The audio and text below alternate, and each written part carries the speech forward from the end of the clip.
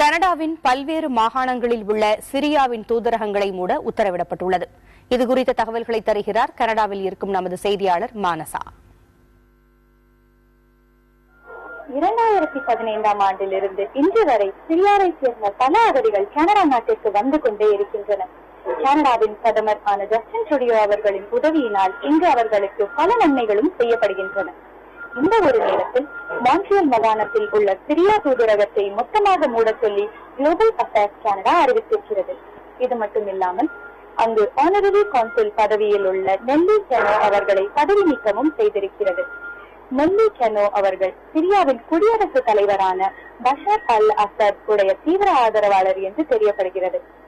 ஆனால் இவரின் பதவி நீக்கத்திற்கான எந்த ஒரு காரணத்தையும் இதுவரை தெரியப்படுத்தவில்லை. சென்ற வாரம் மான்ட்ரியலில் உள்ள தூதரகத்தில் சிரியாவை சேர்ந்த பலர் குவிந்துள்ளனர்.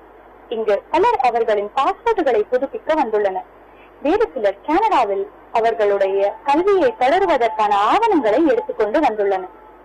2008ஆம் ஆண்டில் ஒட்டாவாவில் உள்ள தூதரகமும் இப்பொழுது 2016ஆம் ஆண்டில் மான்ட்ரியலில் உள்ள தூதரகமும் இல்லாததனால் இதற்கு மேல் வட அமெரிக்காவிலேயே கனடாவில் உள்ள வான்கூவர் தூதரகம் தான் சிரியாவை சேர்ந்தவர்களுக்கு உதவி செய்யும் என்று தெரியப்படுகிறது. இந்த ஒரு கடினமான நேரத்தில் பலர் அவர்களின் கவலையை வெளிப்படுத்தியுள்ளனர். புதிய தலைமுறைக்காக கனடாவிலிருந்து மானசா.